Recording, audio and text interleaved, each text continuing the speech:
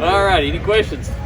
Liam, have you ever been part of a practice that included electronic dance music and rooster crowing? Yeah, actually, no, not that. But going back to when I was a player, we played at Montana in the national semifinal, and they had like money make like in water bottles of pennies in the bottles, shaking them everywhere. And I just remember I'm like, guys, said to my team, it's not going to be this loud, guys. It's not going to be this loud. Then we get in the game, it's like 10 times louder. So it's great that we had that, and it really actually helped energize us.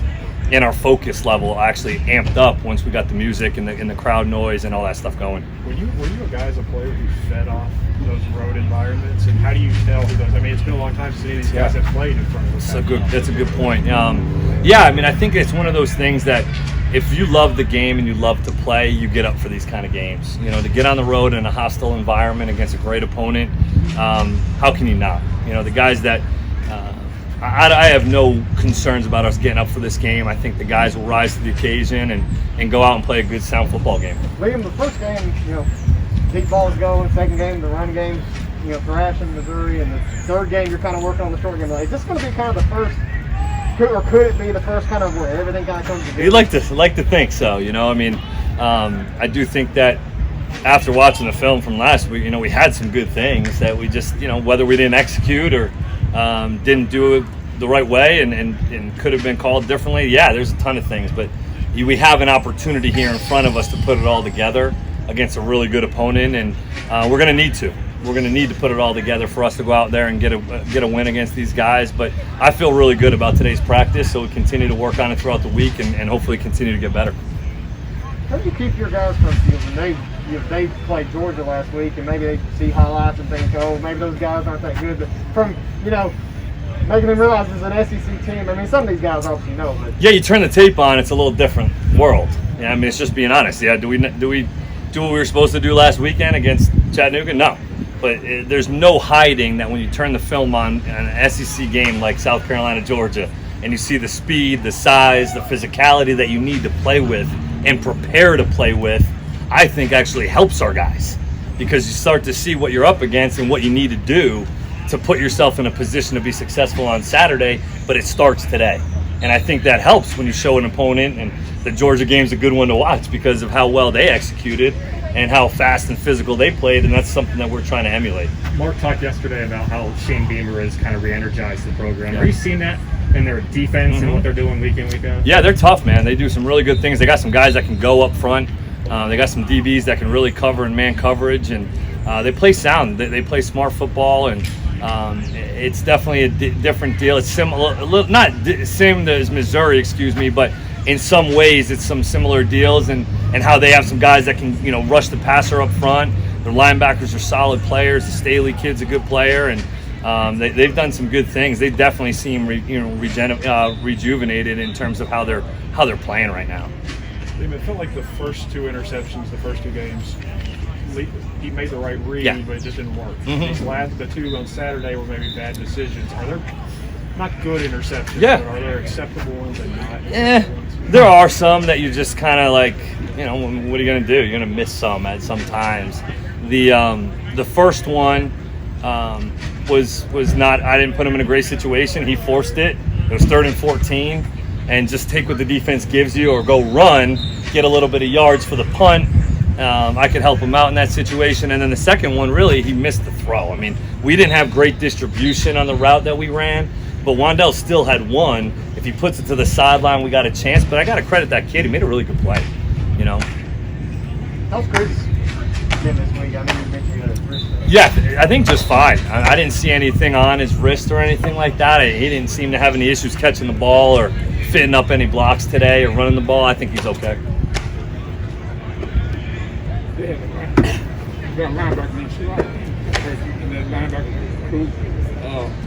Obviously, they got players, but he went down. Yeah, he's a heck of a player too. I feel bad for anybody that loses any type of playing time at any level at any team. So really feel for that for him. But he's a heck of a player.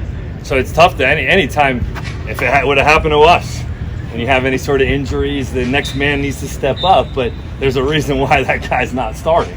So there's always a little bit of a drop off anytime that you lose a key starter at some, especially the mic position.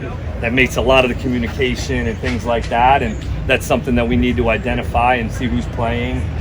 We feel like we have an idea who's going to fill his void and fill his spot, but it's tough anytime you lose a player, especially a high caliber player like him. Isaiah Cummings got his first touchdown pass. How's he coming along overall with Right. the transition? Right. I mean, the play that he caught, we practiced it and practiced it and practiced it and detailed it all throughout the week, and he went out and executed as best as he possibly could, better than we did all week of practice. So it really worked out well.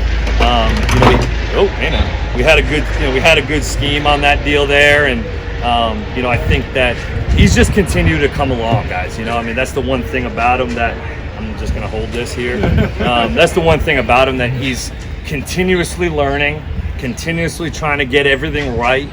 Still, some things are foreign. Obviously, playing inside, things speed up a little bit, but he did some really nice things, and we got to continue. We missed him down the pipe too, on that one. It was a third down. We missed him on the one down the pipe, and that was something that we need to be able to hit.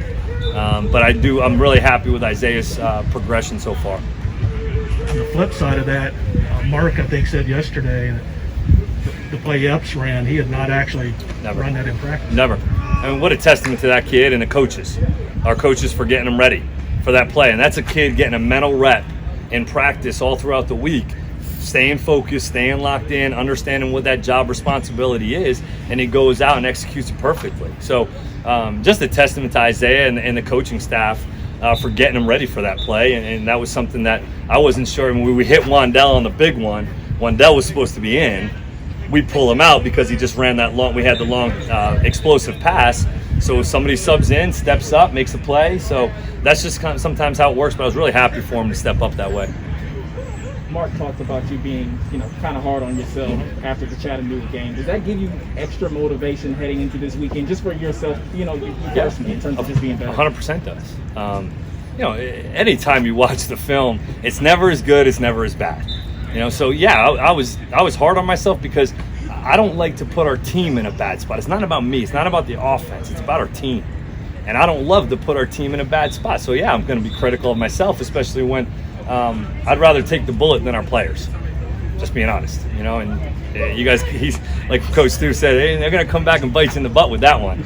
And I get it, but that's my job, and that's our responsibility, is to, at the end of the day, protect our players. And I'm never going to point the blame at them. Everybody good?